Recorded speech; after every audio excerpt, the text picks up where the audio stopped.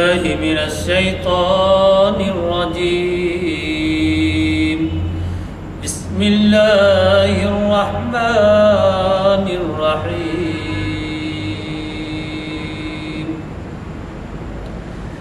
والله الذي لا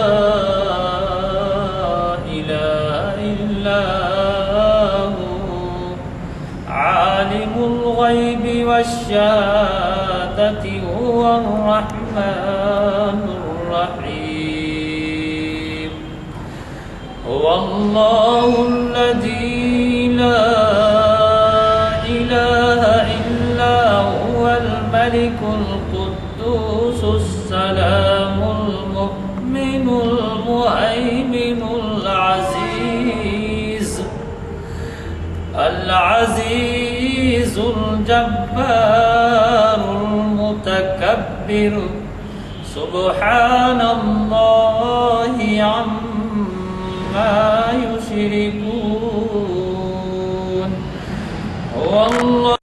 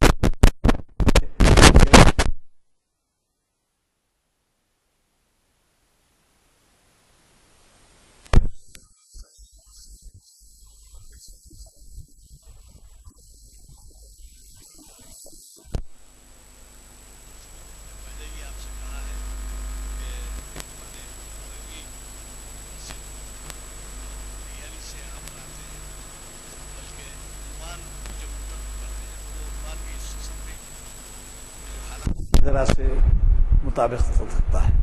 تو میرے خیال میں آج کے اس مہم عنوان سے ہم کو استفادے کا موقع ہے، اور ایک اس کے بعد دو چیزوں کے ذکر کے ساتھ، ایک تو یہ کہ ڈاکٹر تقی خان صاحب کا اقبال کے پہ خطاب ہے، کلام تذکر اہل بیت کلام اقبال میں کل نہیں پرسوں ہے.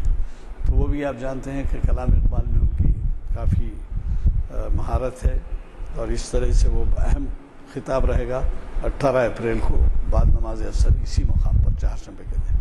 آپ ضرور جو ہے اس سے بھی استفادہ کریں. میں اور ایک اعلان یہ کرنا چاہوں گا کہ اردو ہال سے کچھ کتب آئے ہیں، بہت ہی اچھے کتب ہیں، ایسی تصانیف ہیں کہ جن کو نہ صرف آپ اپنے پاس رکھ سکتے ہیں بلکہ اگر تحفوں میں بھی دینا چاہیں تو دے سکتے ہیں. اور حال ہی میں ایک تصنیف عبدالغفار صاحب کی شائع ہوئی ہے. قاضی عبدالغفار پیام کے ایڈیٹر تھے، جو اس زمانے میں نظام کے زمانے میں یعنی آصفی دور میں دو اخبار نکلتے تھے، رہبر دکن اور یہ قاضی عبدالغفار کا پیام. تو ان کی صاحبزادی نے ایک کتاب ترتیب دی ہے اور اس کا عنوان رکھا ہے عجیب. حال ہی میں اس کی اجرائی عمل میں آئی ہے. یہ دراصل 100 روپے کی کتاب ہے لیکن 80 روپے میں رعایتاً دی جا رہی ہے. لہذا یہ جو ہے یہ ایسے کتب جو دوسرے ہیں ان کی تفصیلات آپ کو یہاں مل جائیں گی، وہ بھی لے سکتے ہیں. بہت ہی قیمتی اور اہم وہ بھی آئی ہے ڈکشنری. وہ ڈکشنری جو ہے فرہنگ امیر کے نام سے آئی ہے. اس کی خاص خصوصیت ہے، یہاں عثمانیہ یونیورسٹی سے جو ترجمے ہوئے تھے وہ شاید باہر کہ کینیڈا میں یا کوئی صاحب نے ترجمہ کیا ہے اور اس کو جو ہے ہندوستان میں فراہم کیا ہے. وہ بھی بڑی اہم کتاب ہے فرہنگ کے نام سے ڈکشنری. تو اس لحاظ سے اس کا بھی خیال رکھیں. میں نحمدہ و نصلی علی رسول الکریم. ربی اشرح لی صدری ویسر لی امری واحلل عقدۃ من لسانی یفقہوا قولی. محترم غلام یزدانی صاحب اور سامعین کرام مسلمان مسجد، آج کا عنوان شریعت کے اعتبار سے ہے کہ پابندی شریعت احکام کیوں ضروری ہے؟ دراصل شریعت کے معاملے کو لے کر ہم یہ سمجھتے ہیں، اکثر کی یہ رائے ہے کہ شریعت محمدی کے معنوں میں ہی شریعت ہے، اور اس کا سلسلہ شاید چند انبیاء سے شروع ہوا ہے، اور اس لیے شریعت کے معنی نبی کریم صلی اللہ علیہ وسلم کی شریعت محمدی سے مطابقت رکھتے ہیں۔ مگر قرآن جو فرماتا ہے، اللہ تعالیٰ کا کلام جو فرماتا ہے، نبیوں کی دعوت ہمیشہ دو پہلوؤں پہ رہی۔ ایک تو توحید پر، اللہ کی ذات و صفات، اختیارات اور احکامات میں کسی کو شامل نہ کرنا، دوسرے معاملات میں، یعنی دنیا کے معاملات تم کس طرح گزارو، اس پر بھی یہ نمونے زندگی بنے رہے۔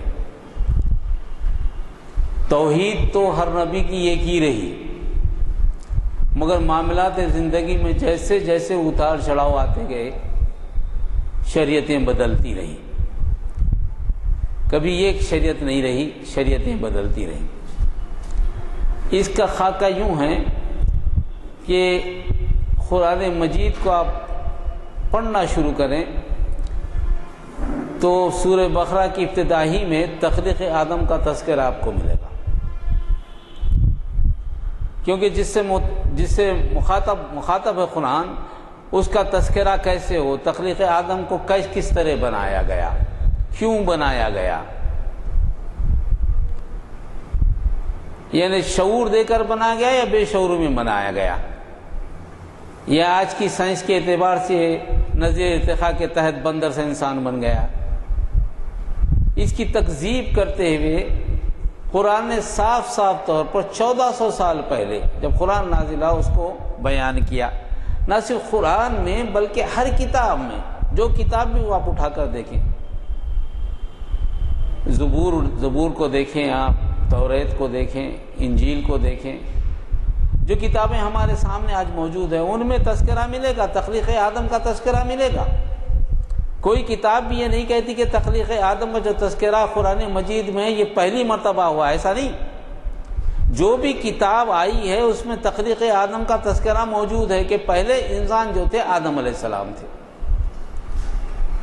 اور ان کو کس طرح بنایا گیا اس کا بھی تذکرہ ہے۔ انہیں مٹی سے بنایا گیا اور ان کو اس مقصد سے بنایا گیا کہ خلیفۃ الارض ہو، یعنی نائب ہو اللہ کا، یعنی کائنات جو اللہ کی ملکیت ہے مختصر عرصے کے لیے اس کے حوالے کر دی جائے جب تک یہ زندہ ہے۔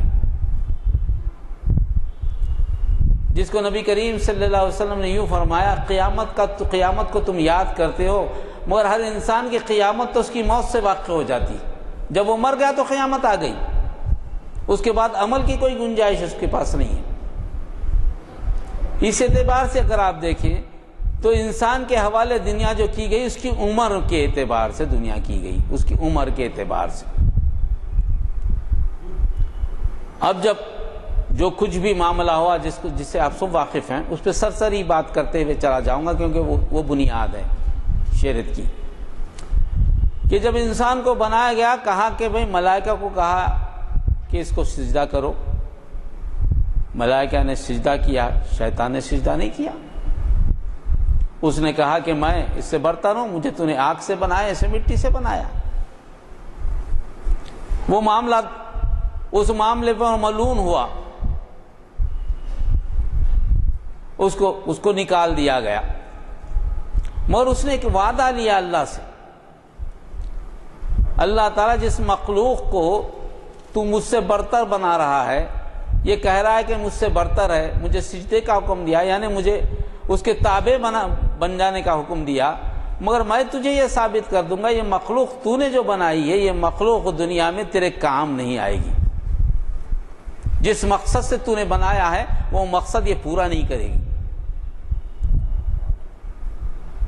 مجھے میں اسے آگے سے، پیچھے سے، دائیں سے، بائیں سے اس کو بھٹکاؤں گا، اور تو دیکھے گا کہ اس میں اکثریت یہ تیری نافرمان ہوگی۔ یہ معاملہ طے ہوا۔ جنت میں رکھا گیا آدم علیہ السلام کو، جنت میں بھٹکایا گیا، یہ بھی آپ کو معلوم ہے۔ اب جنت سے جب نکالا گیا کیا حکم دیا؟ یہاں سے ہماری ابتدا ہے شریعت کی۔ جنت سے جب نکالا گیا تو کیا حکم دیا گیا قرآن مجید میں؟ جو آیت ہے وہ یوں ہے، فَإِمَّا يَأْتِيَنَّكُم مِّنِّي هُدًى فَمَن تَبِعَ هُدَايَ فَلَا خَوْفٌ عَلَيْهِمْ وَلَا هُمْ يَحْزَنُونَ۔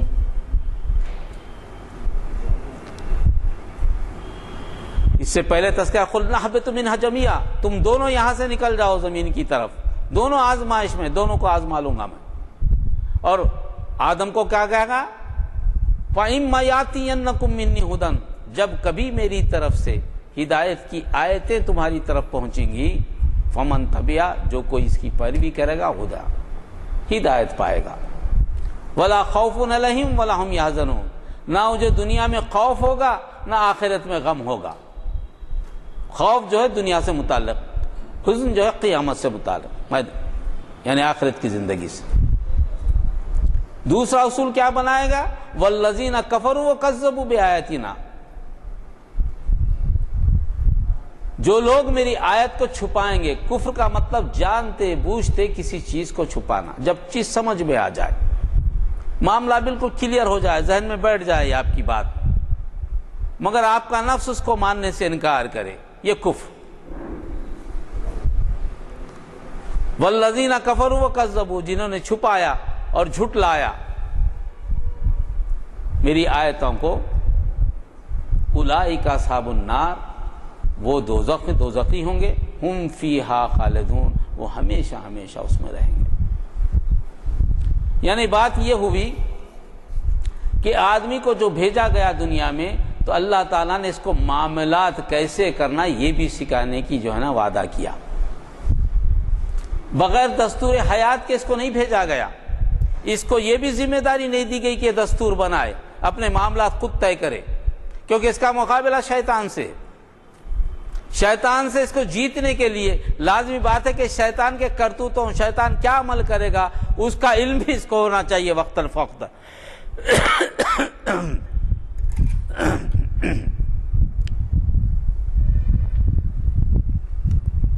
وہ ذمہ داری خود اللہ تعالیٰ نے لی ہے۔ اللہ تعالیٰ کتنا مہربان ہے انسانوں پر، انسان کو اکیلے نہیں چھوڑ دیا کہ تم جاؤ اور لڑ لو اس سے، شیطان سے۔ شیطان کو تو جانتا نہیں، شیطان تو دکھائی نہیں دیتا ہم کو، ہمارے دل میں کچھ کسک پیدا کرتا ہوگا، ہمارے نفس کو اس کا اکساتا ہوگا، ہمیں کیا معلوم، ہم نہیں جانتے۔ یہ علم ہمیں کہاں سے ملے گا؟ جب تک کہ کوئی علم نہ دے گا ہمیں کہاں سے علم ملے گا؟ یہ بچنے کا طریقہ، یہ معاملات کرنے کا طریقہ اللہ تعالیٰ نے روز اول سے آدم علیہ السلام کو کہا ہے۔ اب یہ معاملات کی بات آ گئی، توحید کی بات تو الگ، جب معاملات کی بات آ گئی، اسی معاملات کو شریعت کہا جاتا ہے، جو آپ معاملات ایک دوسرے سے کرتے۔ اور یہ معاملہ شروع ہوا، ختم کب ہوا؟ ختم نبی کریم صلی اللہ علیہ وسلم کے وقت، جب کہا الیوم اکملت لکم دینکم واتممت لکم نعمتی ورضیت لکم اسلام دینا۔ آدم علیہ السلام پہ وعدہ کیا گیا تھا، اور شریعت کب ختم ہوئی؟ نبی کریم صلی اللہ علیہ وسلم پر۔ 1,24,000 انبیاء، اس سے اندازہ کیجئے کہ انسان کو بنانے کے بعد اللہ تعالیٰ نے اس سے جو کام لینے کا مقصد بنایا تھا اس کی کتنی اہمیت ہے۔ اللہ کو پہچاننے کے لیے جو ذرائع نبیوں کے ذریعے انسانوں کے پاس بھیجے گئے، اس کی کیا اہمیت تھی۔ اور شریعتیں بدلتی نہیں۔ آدم علیہ السلام کی شریعت میں آپ نے دیکھا ہوگا، آپ کے سامنے بات آئی، نسل کی افزائش کے لیے ہم سب آدم کی اولاد ہیں، ہمارے ماں باپ جد اعلیٰ آدم علیہ السلام اور حوا علیہ السلام، ماں حوا باپ آدم علیہ السلام۔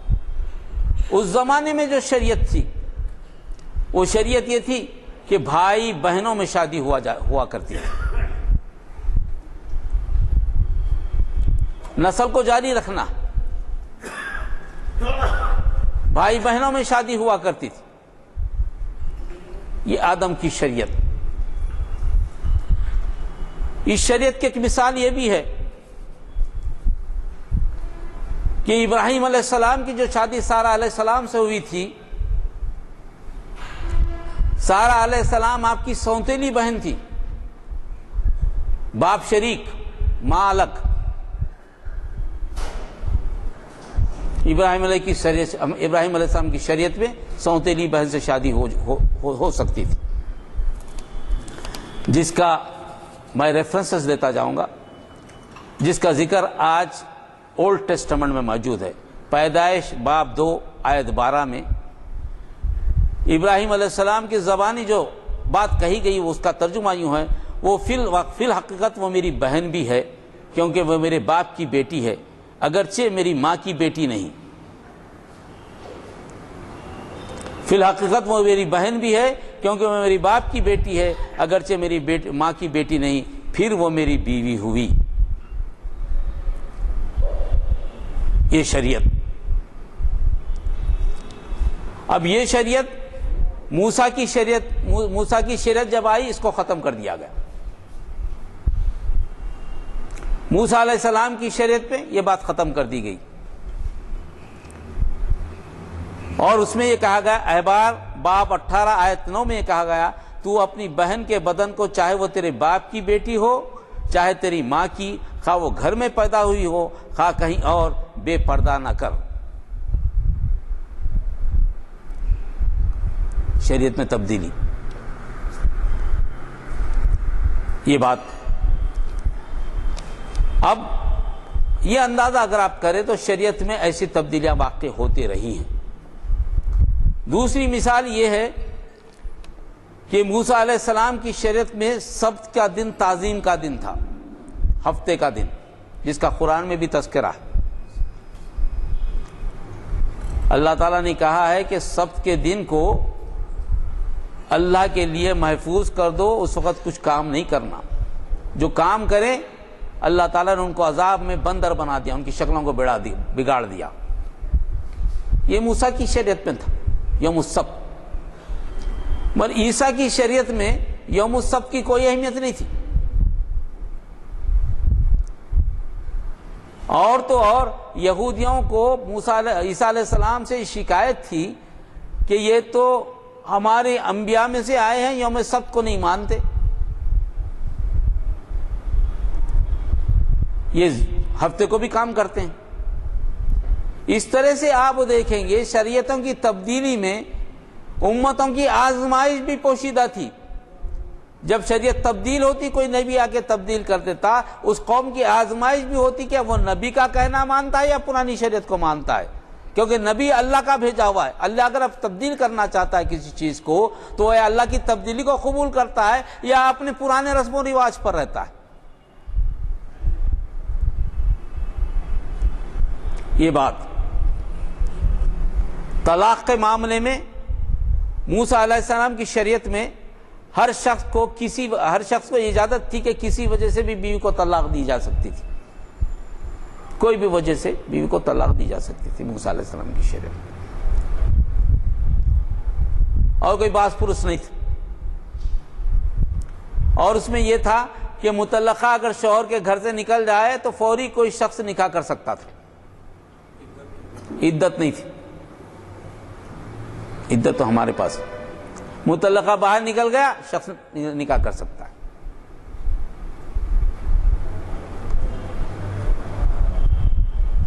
اگر آپ یہ دیکھیں طلاق کے معاملے میں عیسیٰ علیہ السلام کی شریعت کیا ہے، عیسیٰ علیہ السلام کی شریعت میں سوائے زنا کے ارتکاب کے کسی شخص کو اجازت نہیں تھی کسی وجہ سے بھی طلاق دے، اگر بیوی زنا کرے تبھی طلاق دے،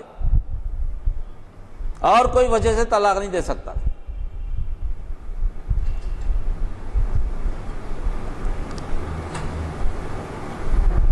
اور کوئی آدمی بیوی کو رکھتے ہوئے دوسرے سے شادی کرے تو وہ زنا کا مرتکب،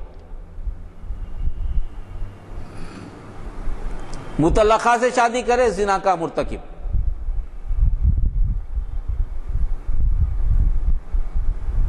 یہ شریعت عیسیٰ علیہ السلام کی اور موسیٰ کی۔ میں اس لیے بتا رہا ہوں کہ عوام کو اپنی شریعتیں معلوم ہے، شریعت میں کیا تبدیلی ہوئی، تاکہ ہم کو اندازہ ہو ہماری شریعت کس طرح موضوع ہے، اس کا اندازہ ہو۔ اتنی بہترین شریعت نبی کریم صلی اللہ علیہ وسلم کی ہے، کوئی رکاوٹ نہیں ہے، ہمارے لیے تو پورے کے پورے احکامات ہیں، کتنی آسانیاں ہمیں ہمارے پاس۔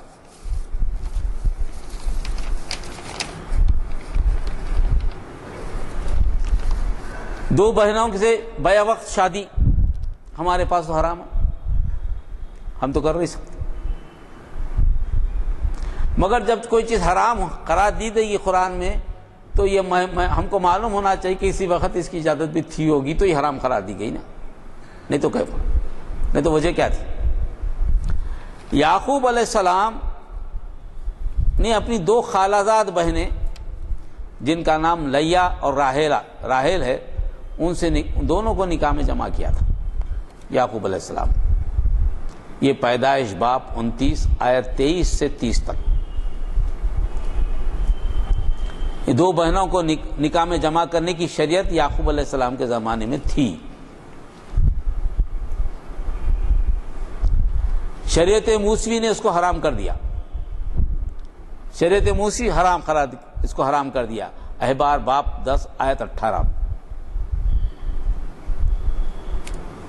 جو کہا گیا، جو بات کہی گئی وہ ہے شریعت موسوی میں، تو اپنی سالی سے بیاہ کر اسے اپنی بیوی کی سوکن نہ بنانا کہ دوسری کے جیتے جی اس کے بدن کو بھی بے پردہ کر دے۔ یہ شریعت موسوی۔ اب رہا ہمارے پاس تو پھوپھی سے نکاح کرنا ہمارے پاس حرام ہے،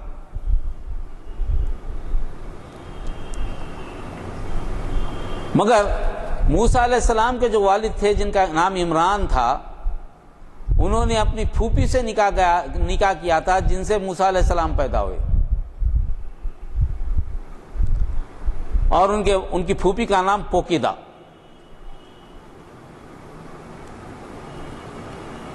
یہ شریعت اس زمانے میں تھی جو شریعت موسوی میں حرام کر دی گئی۔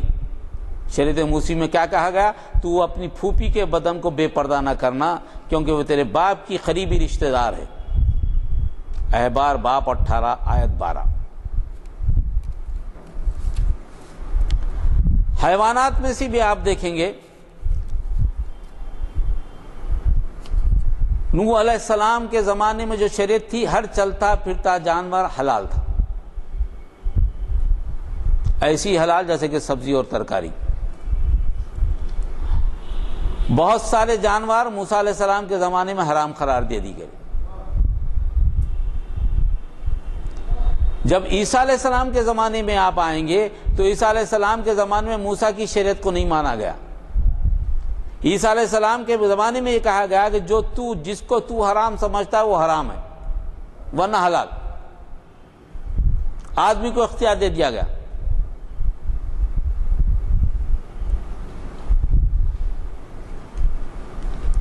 مگر نبی کریم صلی اللہ علیہ وسلم کی شریعت میں جانوروں کو بتا دیا گیا، یہ بدلتی۔ اس طرح سے آپ دیکھیں گے ختنہ کا حکم ابراہیم علیہ السلام کے زمانے میں تھا، وہ ساری شریعت پہ جاری ہے، اور سردان یعنی عالم کے ماننے کا حکم بھی ہارون علیہ السلام کے ساتھ مخصوص تھا کہ جو کچھ کہے عالم اس کو مان لے، اس میں تبدیلی نہیں کی جا سکتی۔ یہ مختلف پہلو میں نے شریعت کے آپ کے سامنے جو تذکرے کیے ہیں، اس سے معلوم کیا ہوتا ہے کہ اللہ تعالیٰ نے ہر زمانے میں جو شریعتیں بھیجی تھیں اس کو وقت کی نزاکت کے اعتبار سے عوام کے فائدے کے لیے تبدیلی اس میں آتی گئی۔ اب نبی کریم صلی اللہ علیہ وسلم کی شریعت جو ہے وہ شریعت اب مستقل شریعت ہے، اب یہ بدلنے والی نہیں ہے۔ اب یہ شریعت موسیٰ علیہ السلام کی شریعت کے بہت زیادہ مطابقت رکھتی ہے، حالانکہ عیسیٰ علیہ السلام کا زمانہ، بیچ کا زمانہ، موسیٰ علیہ السلام کی شریعت کو منسوخ کرنے والا زمانہ ہے۔ اسی لیے نبی کریم صلی اللہ علیہ وسلم کی شریعت کی مثال جب دی گئی تو موسیٰ علیہ السلام سے دی گئی۔ جس طرح موسیٰ علیہ السلام کو لوگوں نے قبول کیا، اسی طرح نبی کریم صلی اللہ علیہ وسلم کو لوگوں نے قبول کیا۔ عیسیٰ علیہ السلام کو لوگوں نے قبول نہیں کیا۔ عیسیٰ علیہ السلام تو اٹھا لیے گئے، ان کے بموجب تو انہوں نے صلیب پہ چڑھا دیا، مگر ہم یہ کہتے ہیں کہ لوگوں نے قبول نہیں کیا، اس کو اڑا۔ اب آپ دیکھیں گے ہماری شریعت اور موسیٰ علیہ السلام کی شریعت میں کتنا اتفاق ہے، کتنا اتحاد ہے۔ جیسا کہ موسیٰ توریت کے بعض احکام جو منسوخ نہیں ہو، کیا ہے؟ جھوٹی قسم کی اجازت موسیٰ علیہ السلام کے زمانے میں نہیں تھی، مگر عیسیٰ علیہ السلام کے زمانے میں قسم کھانے کی اجازت نہیں تھی۔ موسیٰ علیہ السلام کے زمانے میں قسم کھائی جا سکتی تھی، مگر جھوٹی قسم نہیں کھانا، چاہے کسی کی ہو۔ مگر عیسیٰ علیہ السلام کے زمانے میں قسم کھانے کی اجازت نہیں تھی، قسم کھا ہی نہیں سکتے تھے۔ روکا عیسیٰ علیہ السلام نے قسم کھانے سے۔ انہوں نے کہا کہ تم کو عادت ہو گئی موسیٰ کی شریعت پہ عمل کرتے کرتے، تم ہر معاملے میں قسم کھاتے ہو، ہر چیز کی قسم کھاتے ہو، اللہ کی قسم چھوڑ کر ساری چیزوں کی مخلوق کی بھی قسم کھانا تم نے شروع کر دیا، اس لیے قسم کو چھوڑ دو۔ موسیٰ علیہ السلام کی طرح ہمارے پاس بھی قسم کی اجازت ہے، مگر اللہ کی قسم کی اجازت ہے، اور وہ بھی مسجد میں۔ کوئی معاملے میں نوعیت میں گڑبڑ ہو جائے تو مسجد میں جاؤ، قسم کھاؤ، فیصلہ کرو۔ جھوٹی قسم نہیں کھائی جا سکتی، اور جھوٹی قسم کھائے تو اس کے بعد اس کا خمیازہ بھی بھگتنا ہے، روزے رہنا ہے۔ برحال مختلف اپنی شریعت ہے، اپنی شریعت بالکل کلیئر ہے اس معاملے میں۔ غلطی ہو جائے تو اس کو کس طرح واپس کیا جائے، توبہ کی چیزیں میں ان پوری شریعتوں میں توبہ نہیں ہے، پرانی شریعتوں میں توبہ نہیں ہے، بھگتنا ہے۔ ہمارے پاس جب آئیں گے تو نبی کریم صلی اللہ علیہ وسلم کا امتیاز ہے، امت محمدیہ کا امتیاز ہے کہ ان کو توبہ کی اجازت دی گئی کہ غلطی کریں تو پھر غلطی کو پلٹا بھی لیں، غلطی ہو جائے تو کوئی طریقہ نہیں، 2 مہینے کے روزے رہیں، 60 مسکینوں کو کھانا کھلا دیں، اس قسم کا عمل کریں، اجازت دی گئی۔ غلطی ہو سکتی ہے تم سے، دوسری شریعتوں میں نہیں ہے غلطی، آپ کی شریعت میں اجازت ہے۔ قتل کی اجازت موسیٰ علیہ السلام کے زمانے میں بھی نہیں تھی،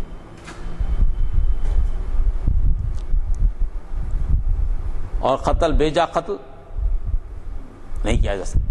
مگر نبی کریم صلی اللہ علیہ وسلم کے زمانے میں قتل کی اجازت تو نہیں دی گئی، مگر اگر معاشرے میں کوئی قتل کر دیا، قاتل ہے،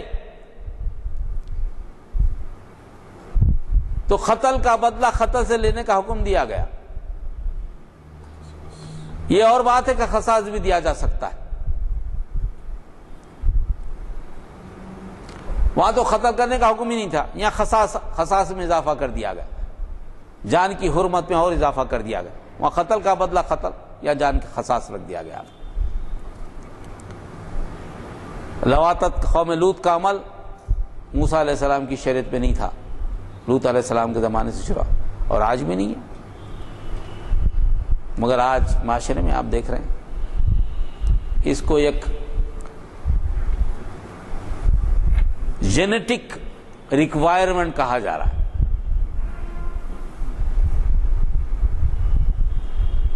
یعنی سائنس آج اس کو کہہ رہی ہے کہ انسان کی فطری خواہش ہے، یہ انسان کی فطرت میں لواطت ہے، چونکہ انسان کی فطرت میں لواطت ہے اس لیے اس پر پابندی نہیں لگائی جا سکتی، وہ جرم نہیں ہو سکتا۔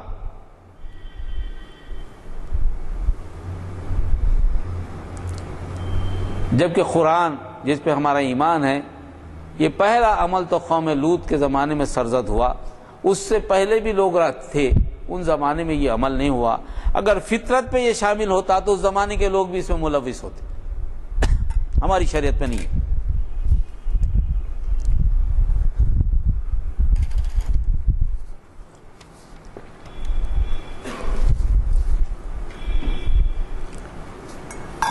موسیٰ علیہ السلام کی شریعت میں چوری کی کوئی گنجائش نہیں تھی.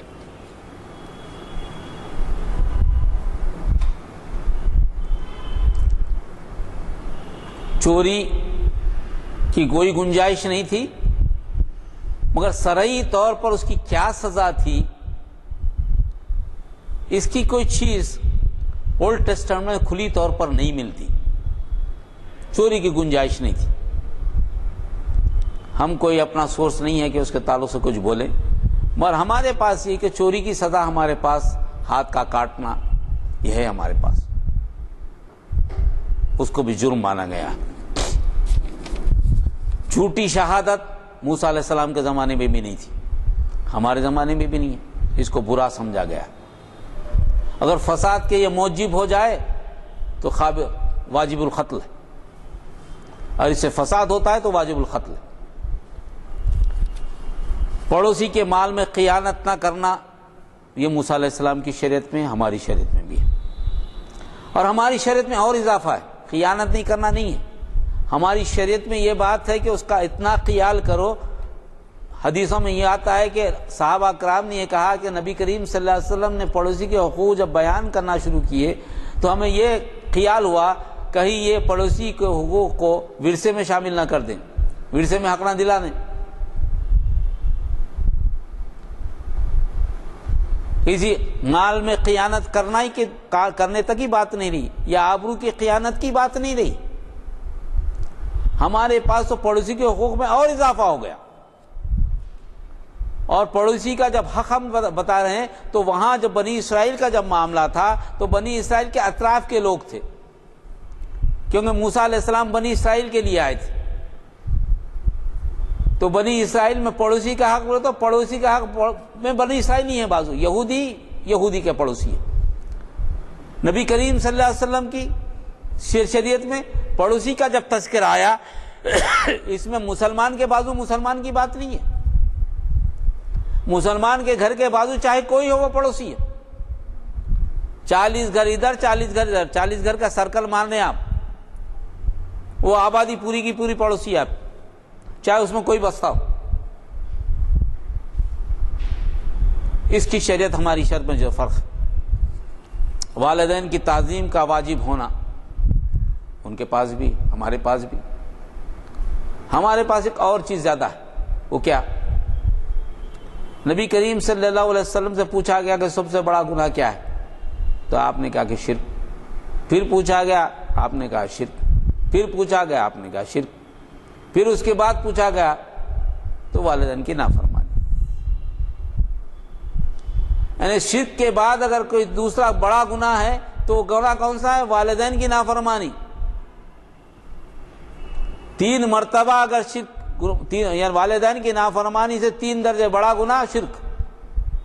اب اندازہ کیجئے والدین کی نافرمانی کا، حسن سلوک کا کس قدر ہمارے پاس بیان کیا. شریعت کس طرح واضح ہے ہماری، بالکل واضح شریعت. باپ دادا بیٹوں ماؤں بیٹیوں چچاؤں پھوپھیوں ماموں خالوں سے نکاح کرنا حرام. ہمارے پاس بھی یہ، اس میں کوئی تبدیلی نہیں ہوئی. 2 حقیقی بہنوں کو نکاح میں جمع کرنے کی حرمت. ہمارے پاس ایک اور چیز اضافہ ہوئی عورتوں کے معاملے میں، وہ ہے پردے کے احکامات. پردہ کرنا، عورتوں کا تحفظ کرنا. ذمہ داری جو دی گئی، بیٹوں کی ذمہ داری دی گئی. 18 سال تک بیٹے کی ذمہ داری، اس کے بعد آپ پہ کوئی ذمہ داری نہیں ہے بیٹے کی، کوئی ذمہ داری نہیں ہے آپ کے پاس بیٹے کی. مگر جب بیٹی کی ذمہ داری آئی، نکاح کرنے کی ذمہ داری تو ہے آپ کی. اور نکاح کے بعد کوئی فسخ نکاح ہو جائے، شوہر مر جائے، کچھ ہو جائے، کوئی ایسا پرابلم آ جائے، طلاق ہو جائے، پھر پلٹ کر آپ پر ہی ذمہ داری ہے بچی کی، بہن کی، الا یہ کہ اس کا انتقال ہو جائے. بیٹا ہے تو بیٹا سنبھالے، بیٹا نہیں ہے تو باپ سنبھالے، باپ نہیں ہے تو بھائی سنبھالے. عورتوں کا تحفظ کی یہ مثال. دو حقیقی بہنوں کو نکاح میں جمع کرنے سے بھی ہماری شریعت نے روکا۔ یہ شریعت کے وہ چند اہم اصول ہیں جن سے پوری یعنی جتنے بھی کتابیں ہیں وہ کتابوں میں شریعتیں یوں بیان کی گئی ہیں۔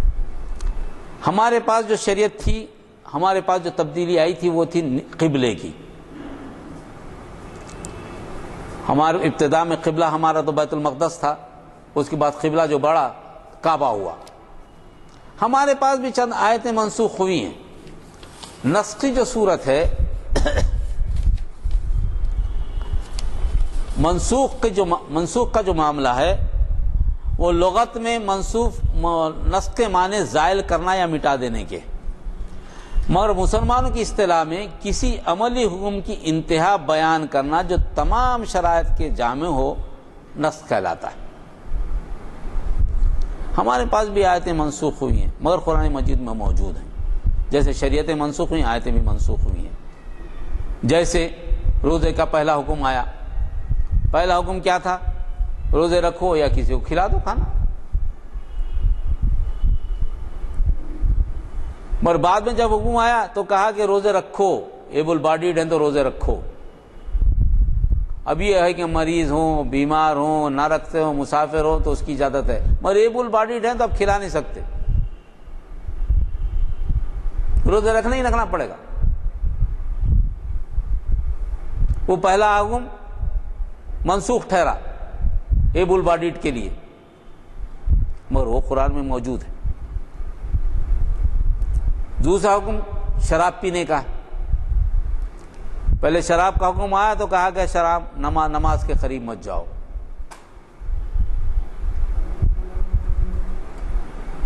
تو دوسرے حکم میں بترتیب چھوڑ دی گئی۔ اسی طرح جب دیکھیں گے ترتیب سے احکام آتے رہے، ویسے کہ نماز پڑھنے میں، نماز پڑھتے وقت پہلے نماز کے لیے کھڑے ہو جاتے آپ تو بات چیت کی بھی اجازت تھی، کوئی سلام کرتا تو جواب بھی دے سکتے تھے، مگر آہستہ آہستہ حکم آیا کہ بھائی نہیں، نماز میں بات نہیں کی جا سکتی۔ ایسی چیزیں آتی رہی ہیں۔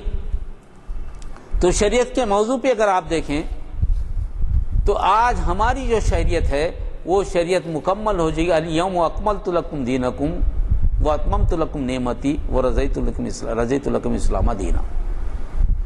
جو شریعت آدم علیہ السلام سے جو کام شروع ہوا تھا، نبی کریم صلی اللہ علیہ وسلم کے زمانے میں آ کر قرآن مجید کی روشنی میں رسول اکرم صلی اللہ علیہ وسلم کی اسوہ حسنہ کے مطابق شریعت مکمل ہوگی۔ اور آپ کو کہا لقد کان لکم فی رسول اللہ اسوۃ حسنہ۔ اب رسول اکرم صلی اللہ علیہ وسلم آپ کے لیے نمونے زندگی ہیں۔ اب اگر کوئی شریعت کو نہ مانے اور اپنی زندگی دوسرے نظام حیات کے طرح گزارے اور یہ خیال کرے کہ اس کو جو ہے نا میدان حشر میں جب ثواب ملے گا، اس کے امکانات نہیں ہیں۔ آپ کو نہ تو دستور بنانے کی اجازت ہے، نہ تو آپ معاملہ فہمی کی آپ کو اجازت ہے، ہر چیز تیار ہے آپ کے لیے، جو حکم دیا وہی کریں آپ۔ معاملہ طے ہے، فہم استعمال کریں کیسا استعمال کرنا، معاملہ کیسا کریں یہ نہیں کر سکتے آپ۔ رسول اکرم صلی اللہ علیہ وسلم نے جو بتایا وہی عمل کریں۔ سمجھ میں نہیں آ رہا ہے، ایک اور بات ہے، نہیں مسئلہ پیدا ہو گیا، اگر اس کو جو ہے نا اسی کی روشنی میں طے کرنے کے لیے علماء سے رجوع، بات سمجھ میں نہیں آ رہی۔ یہ مطلب یہ کہ اسی لیے کہا گیا قرآن مجید، رسول اکرم صلی اللہ علیہ وسلم نے، مومن کے لیے زندگی قید خانہ ہے اور کافر کے لیے جنت، کیونکہ یہ پابندی شریعت ہے، یہ ہٹ نہیں سکتا۔ یہ کسی بھی دستور کے تحت زندگی گزاریں آپ اور اس دستور کو نافذ کرنے کی کوشش نہ کریں، اسی دستور میں مطمئن رہیں، تو پھر بھلا بتائیے کس اعتبار سے ہم مسلمان؟ ہر نبی نے اپنی شریعت نافذ کرنے کی کوشش کی، نبی کریم صلی اللہ علیہ وسلم نے شریعت نافذ کرنے کی کوشش کی۔ ہم اپنی زندگی میں شریعت نافذ نہ کریں اور تھوڑی تھوڑی باتوں میں کچھ نہ کچھ وجوہات کی بنیاد پر شریعت کی خلاف ورزی کریں تو اس کے نتائج بھی ہمارے سامنے۔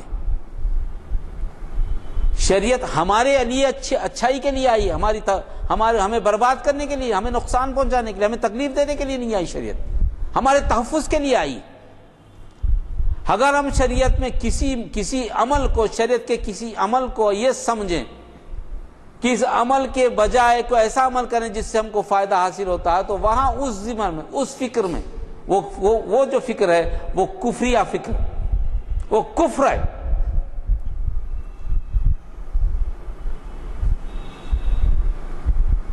ہمارے سے پہلے کی امتوں نے شرک جو کیا ہے وہ شرک الوہیت کا شرک نہیں ہے۔ کسی امت کی بھی اٹھا کے دیکھیے آپ، پیدا کرنے والا کون ہے؟ اللہ کہیں گے۔ رزق دینے والا کون ہے؟ اللہ۔ رات و دن کا بنانے والا اللہ۔ زمین و آسمان کا پیدا کرنے والا اللہ۔ موت دینے والا اللہ، حیات دینے والا اللہ، تمہارے دلوں کو بنانے والا اللہ، تم کو بنانے والا اللہ۔ کوئی بھی قوم نے اس سے انکار کیا؟ کسی نے انکار نہیں کیا۔ مشرکان عرب نے انکار نہیں کیا، مشرکان دوسری اقوام نے بھی انکار نہیں کیا۔ کس پر انکار ہوا؟ انکار معاملات پہ تو ہوا۔ شرک ربوبیت ہوا، جس کو پکارنا ہے اس کو نہیں پکارا گیا، جو عمل کرنے کا حکم دیا اس پر عمل نہیں ہوا، کیونکہ ذرا گراں گزرا۔ اگر آپ کہیں کہ بچی کو پردے میں رکھیے، ہم کو گراں گزرتا ہے۔ تعلیم سے کس نے منع کیا؟ علم سے کسی نے منع نہیں کیا، قرآن نے تو منع نہیں کیا۔ نبی کریم صلی اللہ علیہ وسلم نے کہا ہے کہ علم تو مومن کا کھویا ہوا خزانہ ہے، جہاں ملے تم حاصل کر لو۔ علم کے بارے میں تو نبی کریم صلی اللہ علیہ وسلم نے کہا تمہارا کھویا ہوا خزانہ ہے، جہاں ملے تم حاصل کر لو۔ کہاں روکا گیا؟ مگر شریعت کو نافذ کرنے کے لیے ہم تیار نہیں، پردے کو نافذ کرنے کے لیے ہم تیار ہیں۔ ہم بحث کرتے ہیں پردہ چہرے کا ہونا یا نہیں ہونا۔ اب اس پر بحث، کسی آدمی سے یہ پوچھے کہ کسی کا سر کاٹ دیں، کاٹ کے پھینک دیں، اس کا باڈی رکھیں اور بتائیں کہ کس کی ہے، کوئی بتائے گا آپ کو؟ معمولی سا سوال، سر کاٹ کر پھینک دیں اور باڈی اس کے سامنے رکھیں، بولو گے یہ کس کا جسم ہے؟ پہچان ہے آپ کی کوئی؟ پہچان کس سے؟ چہرے سے۔ اور چہرہ ہی پرکشش ہوتا ہے، پرکشش چیز کو چھپانے کا کام دیا گیا، اور اس سے لمبی بحث، اور اس کے نتائج کیا؟ بحث کرے تو کچھ آپ کو فائدہ تو ہو، فائدہ ہو رہا ہے؟ آپ نہیں ہو رہا ہے فائدہ۔ علم کو حاصل کرنے کے لیے تحفظات بھی مانگے جا رہے ہیں، تحفظات کے لیے ہم تقسیم ہونے کو بھی تیار ہیں، ہم ذاتوں میں تقسیم ہونے کو بھی تیار، بڑے کی ذات بھی بننے کو تیار ہے، موچی کی ذات بھی بننے کو تیار ہے، کوئی مچھرے بننے کو تیار ہے، ذاتوں میں تقسیم ہونے کو بھی تیار ہے۔ شریعت بولی کہ نہیں، تم ذات میں نہیں ہے، تم امت ہو، سلمان فارسی ہو کہ صہیب رومی ہو، چاہے بلال حبشی ہو، جب آ گئے تو امت ہے، تم مسلمان ہے، ذاتوں میں تقسیم نہیں ہو سکتے۔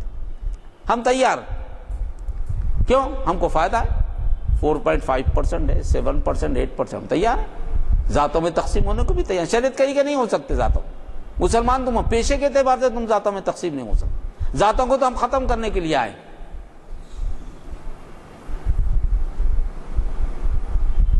یہ چیزوں کے لیے ہم تیار ہیں۔ اس سے ہم کیا کر رہے ہیں؟ وہ ذاتوں میں تقسیم جو نظام ہے، جو مذاہب میں ذاتیں تقسیم ہو چکی ہیں، جو مذاہب ذاتوں میں تقسیم سے مانے جاتے ہیں، ان مذاہب کو دعوت دینے کے لیے ہم کو مشکل ہو رہی، کیونکہ وہ مذاہب والے کہہ رہے ہیں کہ بھئی کہاں مسلمانوں کے پاس جا رہے ہو میاں، جتنی ذاتیں ہمارے پاس ہیں اتنی ذاتیں ان کے پاس بھی بڑی ہے، بڑے کی ذات ہے، ان کے پاس بھی موچی کی ذات ہے، ان کے پاس بھی دھوبی کی ذات ہے، ان کے پاس بھی جلاہے کی ذات ہے، ان کے پاس بھی ہر ذات ہے۔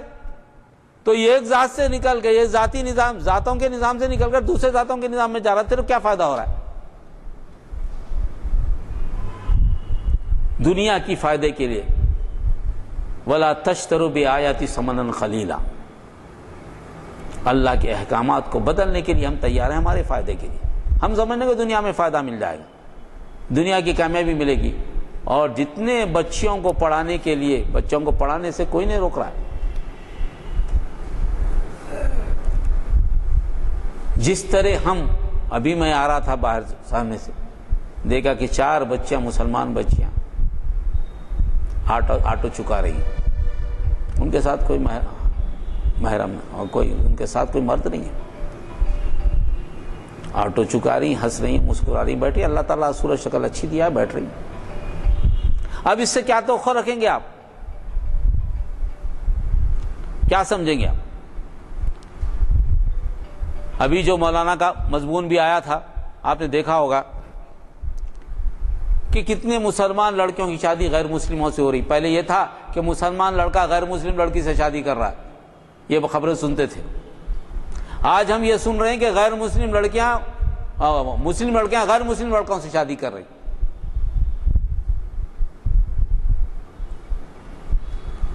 اور یہ کس کی دین ہے؟ اس تعلیم کی، یہ تعلیم کی ضرورت ہے ہم کو، یہ تعلیم چاہیے ہم کو، اسے ہم تعلیم کہتے ہیں، اسے ہم ترقی کہتے ہیں، جس میں نسل ہی ختم ہو جائے، نسل ہی باقی نہ رہے۔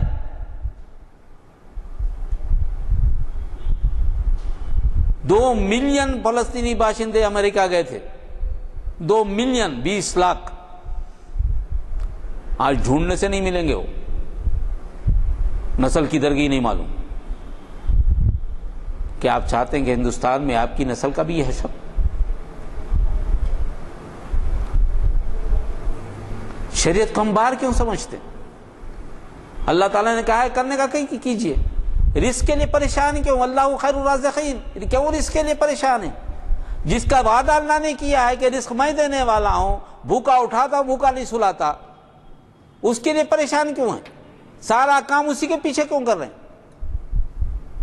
مجھے مل جائے، مجھے مل جائے، سارا کام تو اسی کے پیچھے جس کا وعدہ اللہ نے کیا ہے کہ میں بھوکا نہیں سلاؤں گا۔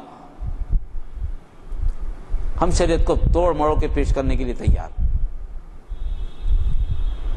جس طرح پچھلی امتوں کا حال ہوا ہے شریعتوں کو بدلنے سے، اس حال سے بچنے کی ہم کو کوشش کرنی چاہیے۔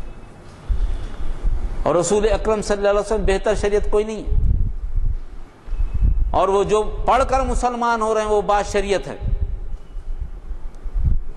امریکہ جائیے، انگلینڈ جائیے، جو پڑھ کر مسلمان ہوا اس کے جسم نہیں دیکھ سکیں گے آپ، یہاں تک کہ ہاتھوں پہ بھی وہ دستانے پہنے رہے گی، پیروں پہ بھی دستانے پہنے رہے گی۔ خوبصورتی کی آپ بات کرتے ہیں، بلیک وومن اگر وہ کھلی صورت کی بھی رہے تو آپ توجہ نہیں کر سکیں گے اس کی طرف، ایسی صورت والی، مگر چھپا رہی ہے اپنا چہرہ۔ کیوں چھپا رہی ہے؟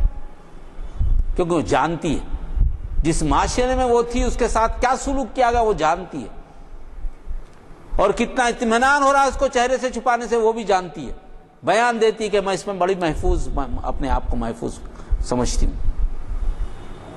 مگر ہمارے ہاں خاص طور پہ حیدرآباد کے ماحول میں یہ کیا بات ہو گئی نہیں معلوم کہ تعلیم کا عنوان جو اخباراتوں کی بھی زینت بن گیا ہے، اس کے اثرات یہ ہیں کہ مسلمان اپنے لڑکے اور لڑکیوں کو بھیجنے کے لیے اس قدر مچل رہے ہیں کہ ان کو کنٹرول کرنا ان کے بس سے باہر ہو گیا۔ ان کو پتہ ہی نہیں، بچے چلے گئے وہ آپ کیا کر رہے نہیں معلوم، ان کے اوپر نگرانی نہیں ہے، کوئی یہ جانتا ہی نہیں کہ بچہ کالج کو جا رہا ہے یا نہیں جا رہا ہے۔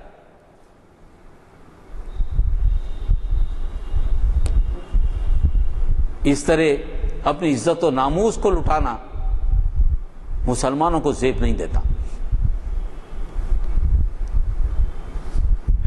شریعت کا ایک حکم، کیسا کھانا، کیسا پینا، کیسی بات کرنا، کتنی آواز میں بات کرنا، چلے تو کیسے چلنا، ملے تو کیسے ملنا، گفتگو کا انداز کیا ہو، الفاظ کیسے استعمال ہوں، غصہ آئے تو تم کیا کریں، لوگوں کی بات سے ناراضگی ہے تو سامنے سے ہٹ جائیں، بڑوں کا ادب و احترام کریں، والدین کے ساتھ والدین کو گھور کے نہ دیکھیں، اپنے آپ میں شرم محسوس کریں، کوئی بات غلط ہو تو نادم ہو جائیں، غلطی کو قبول کریں، گڑ گڑائیں۔ یہ تو معاشرہ ہے، اسی بنیاد پہ تو معاشرہ بنا ہے۔ شریعت معاملات ہمیشہ سچے دل سے اور سچے وعدہ خلافی نہ ہو، جو وعدہ کریں اس کی تکمیل ہو، جھوٹ نہ بولا جائے۔ قولوا قولا سدیدا یصلح لکم اعمالکم یغفر لکم ذنوبکم. بات سیدھی ہو جس سے تمہارے اعمال کی اصلاح ہو، تمہارے گناہ مٹے جائیں. یہ وہ شریعت ہے جو نبی کریم صلی اللہ علیہ وسلم نے پیش کی ہے. اور پورے انبیاء کی شریعت کو اگر آپ لے لیں، نبی کریم صلی اللہ علیہ وسلم کی شریعت کو ایک طرف رکھ دیں، تو سارے انبیاء کی شریعت جا کر اس میں ضم ہو جائے گی. وہ ترقی پذیر تھے، یہ ترقی یافتہ شریعت ہے، یہ مکمل شریعت ہے. اس میں سارے انسانوں سے مخاطبت ہوئی ہے. ابراہیم علیہ السلام کی شریعت ابراہیم علیہ السلام کی قوم سے تھے. نبی کریم صلی اللہ علیہ وسلم کی شریعت سارے انسانوں کی شریعت. وما ارسلناک الا رحمۃ للعالمین. یہی شریعت کامیاب ہوگی. ساری دنیا کی دستور ایک جگہ، سارے دنیا کے کلچر ایک جگہ، ساری دنیا کی تہذیب ایک جگہ، سب کو جمع کر کے بڑا بڑا کر لیں. میدان حشر میں اگر کوئی چیز کامیاب ہوگی تو یہی شریعت رحمت للعالمین کی. اس شریعت پہ جو چلے گا وہ جنت میں جائے گا، باقی نہیں جائے گا. ذہن سے نکال دیجئے. شریعت کا انکار کفر کی طرف لے جاتا ہے. نبی کریم صلی اللہ علیہ وسلم احکام کو نہ ماننا کفر کی طرف لے جاتا ہے. مسلسل انکار کرنا کفر کو غالب کر دیتا ہے. ہم اسے بڑا آسان سمجھتے، کیونکہ ایک عمل غلط ہو تو ایک سیاہ دبا ضرور آئے گا دل پر، جب تک کہ توبہ نہ ہو. گناہ ہم یہ سمجھتے ہیں کہ کوئی گناہ ایسا واقع گناہ وہ نہیں ہے. گناہ وہ ہے کہ جو بات کہی جائے اس پر عمل نہ ہو. نماز کا چھوڑنا بھی گناہ ہے. جو تم پر لازم ہو اس کا نہ کرنا بھی گناہ ہے. آخر یہی بات تھی نا کہ زکوٰۃ نہ دینے کے معاملے میں حضرت ابوبکر صدیق نے جہاد کا حکم دیا تھا. کیا انہوں نے لا الہ الا اللہ محمد رسول اللہ کا انکار کیا تھا؟ نہیں. صرف زکوٰۃ ایک عمل کہ بھائی ذرا ڈیلے کر دو، یہ نہیں کر دو، ایک عمل ہی تھا نا. توحید کا انکار تو نہیں تھا اس میں. کہاں توحید کا انکار تھا؟ ایک عمل کا انکار تھا. ایک عمل کا انکار کو صحابہ نے پسند نہیں کیا جس پہ جہاد کا حکم دیا گیا. مؤخر کرنے پر، نہ دینے پہ نہیں دیتے بول کے نہیں، مؤخر کریں گے، اپنی تھوڑی دیر کے بعد دیں گے. آپ نے کہا نہیں، جب دینا ہے دینا ہے. نہیں بات نہیں بنے گی. ہر حکم کی پابندی ایسی ہے، شریعت کے احکام کی پابندی یہ ہے کہ آپ تڑپیں مچل جائیں کہ میرے سے کوئی ایسا حکم تو نہیں، ایسا عمل تو سرزد نہیں ہو رہا جس کا باعث پرس ہو جائے. اور یہی صحابہ کی زندگی تھی. لا الہ الا اللہ توحید پہ تو سبھی چلتے ہیں، مگر احکامات کی پابندی کتنی ہے؟ اس مسئلے پر نبی کے دو پہلو، ایک تو توحید اور شریعت، یہ دونوں کو ملا کر چلیں، اپنی زندگی کو چلیں تو انشاءاللہ کامیابی ملے گی. مسلمانوں کی ناکامی کی وجہ یہی ہے کہ اس معاملے پہ تھوڑی سی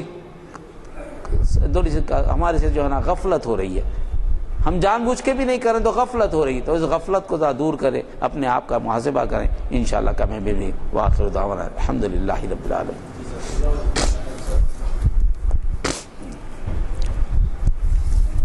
اتنا اہم عنوان ہے اور پھر ہماری معلومات میں کوتاہی ہے. اللہ کا شکر ہے کہ مقرر صاحب نے ہمیں ان تمام ان کے خیالات سے استفادے کا موقع دیا. اب ظاہر ہے کہ جاننے کے بعد بھی اگر ہم مرتکب ہوں شریعت کی خلاف ورزی کے تو اور گناہ میں اضافہ ہی ہو جائے گا. کوشش کریں گے ہم کہ جو ہے پوری طرح سے شریعت کی پابندی ہو. شریعت کے محافل کا آغاز بھی بڑا دلچسپ طریقے سے ہوا ہے. ایک واقعہ ہوا باغیامہ میں، اور وہ شریعت انفارمیشن سروس کی پہلی نشست کا باعث بنا، جس کو ہمارے اسحاق کمال خادری صاحب نے مخاطب کیا تھا. اور وہ ہوا یہ تھا کہ صبح کے وقت میں ایک دو نوجوان ملے اور انہوں نے کہا کہ صاحب اقبال شناسی کی محافل تو ہم اٹینڈ کر رہے ہیں، لیکن اس میں اتنی ہماری معلومات کا وہ نہیں ہے دخل.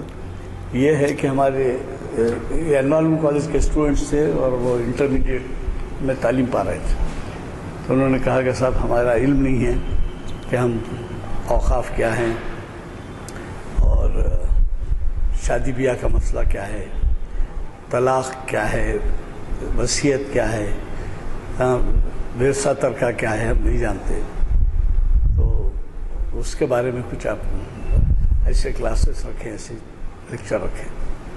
اور اس دن ایک واقعہ یہ بھی ہو گیا تھا کہ ایک ہندو طالب علم کے ساتھ تھا، اس نے اعتراض کر دیا کہ صاحب یہ کیا طریقہ ہے کہ طلاق طلاق طلاق کہتے تمہارے پاس طلاق ہو جاتی. تو اس کی تائید ایک مسلم لڑکے نے کی. اب یہ دو لڑکوں کو برا معلوم ہوا، جو ٹھہر گئے وہ دو چلے گئے میرے پاس آ کے نمائندگی کی. اور میں رجوع ہوا ہمارے مصلح الدین ساتھی صاحب سے. اس زمانے میں مرحوم ہیں وہ معیز الدین صاحب جو بہت بڑے عالم تھے، ان کے فرزند، ان سے رجوع ہوا تو انہوں نے یہ کہا کہ شریعت انفارمیشن سروس کے نام سے آپ آغاز کریں. اللہ کا شکر ہے کہ آج ہماری اتنی محفلیں اتنی ساری ہوئی.